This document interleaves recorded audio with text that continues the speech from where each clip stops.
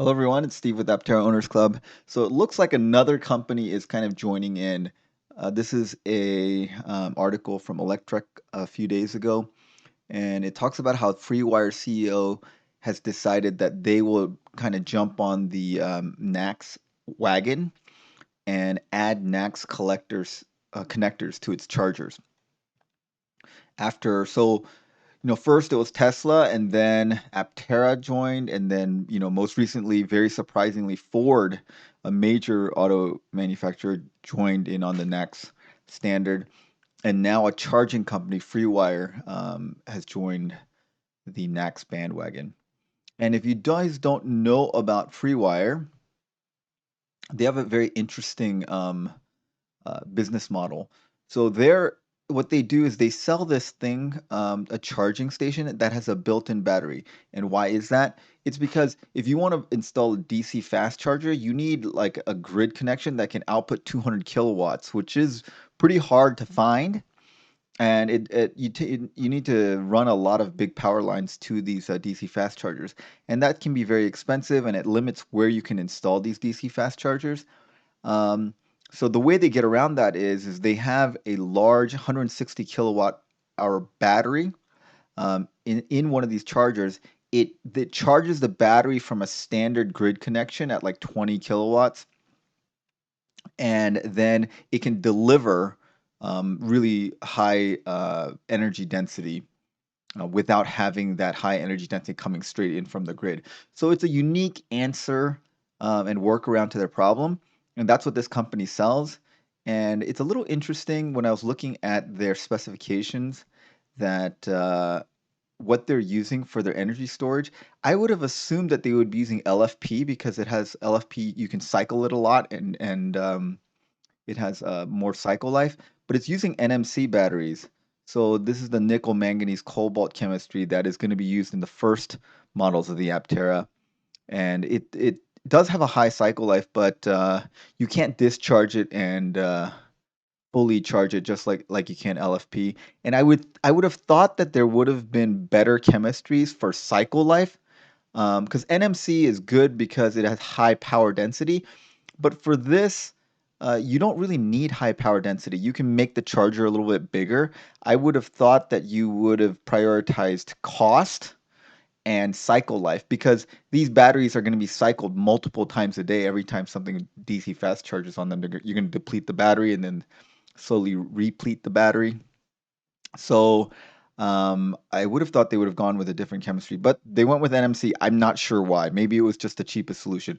But as you can see, you can use power inputs that are less than 20 kilowatts. Um, and so that's fairly easily accessible. But it can output 200 kilowatts. So it'll increase the output about tenfold by uh, by storing the charge in the batteries and letting the batteries release the charge much faster.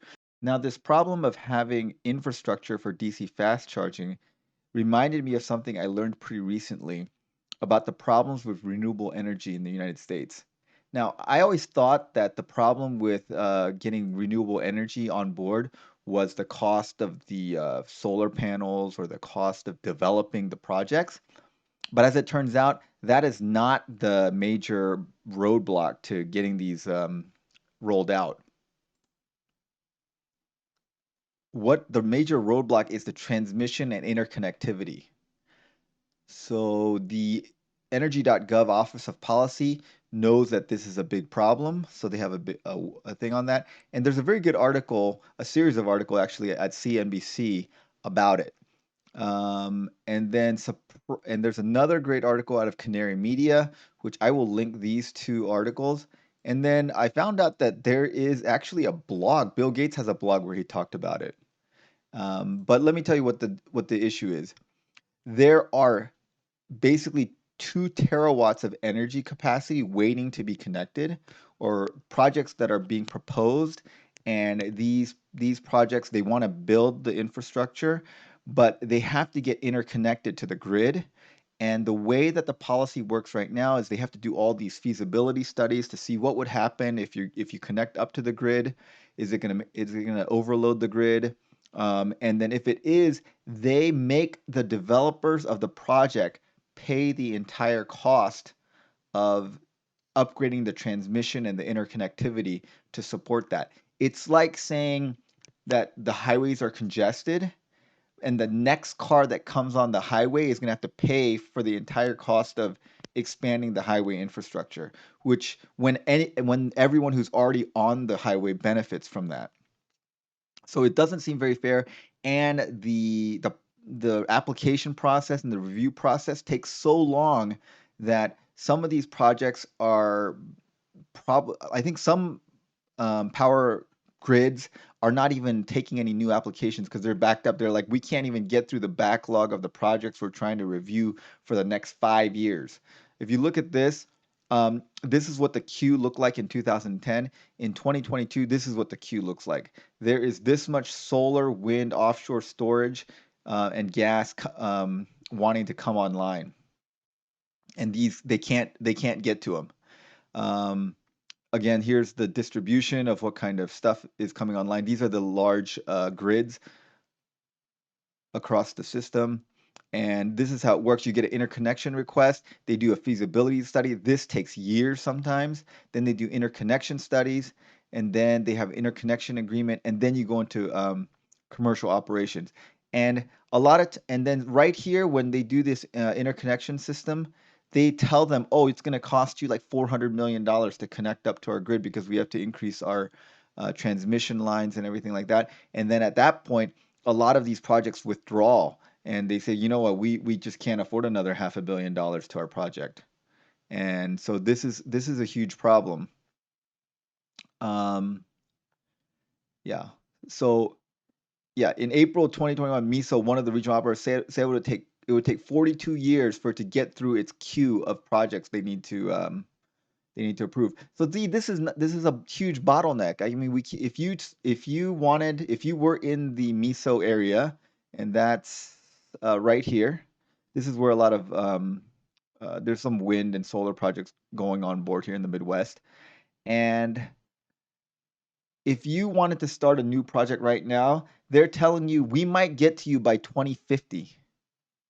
Um, that's kind of crazy. And so, yeah, Texas makes it a little bit easier because their approval process is a little bit faster. On the low end, California is having a 13% completion rate of doing their feasibility studies. So California is having a hard time. So you can see who's doing relatively well and who's doing relatively poorly. California is doing the worst. Um, the Northeast is doing the best at 38%, and Texas is actually doing pretty good. Texas is cutting a lot of corners actually, and so it's faster, but may not be the best. You need to like have a safe process that that protects the grid, but also is fast.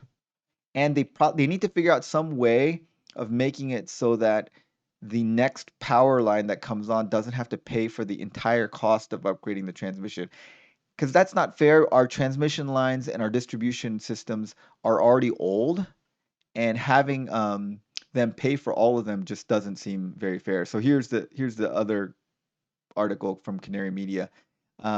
Without major policy reforms and grid upgrades, much of the 1.4 terawatt of solar, wind, and battery projects may never get built. So this is the single largest problem with getting renewable energies on board in the United States. I had no idea that this was the issue, but it just takes too long to approve it, and then once they approve it, it costs too much because they implement the full cost of upgrading the systems on the developer of the renewable energy project. And the issue is that our grid was made for large central power plants to distribute, and now that we have renewable energies coming online, a lot of the renewable energies like solar and wind are in places that there aren't that many people, and you have to transmit them long distances to the population centers. Population centers are on the coasts, and like the Northeast has a large population, but there's not a lot of solar and not a lot of wind. There's some offshore wind in the Northeast, but most of the wind and solar is out in the West, like places like Wyoming and Minnesota and South Dakota. Places like that have a lot of wind and solar, um, and there's just not that many people there. Um, so that was an interesting thing, and that this idea of having a charger that bypasses infrastructure bottlenecks made me think of that. And I thought you guys might be interested in knowing that the biggest problem with having renewable energies on board in the United States is actually distribution and transmission interconnectivity policy issues. All right, so I will link these two articles in the description if you guys are interested in that. And let me know who else you think might jump in on the bandwagon. So far it's Aptera, Freewire, Ford joining in with Tesla on the NACS. Who do you think is next? Are any of the other major car manufacturers going to join in, or is Electrify America going to join in? Let me know what you guys think in the comments below. Thanks for watching and have a great day.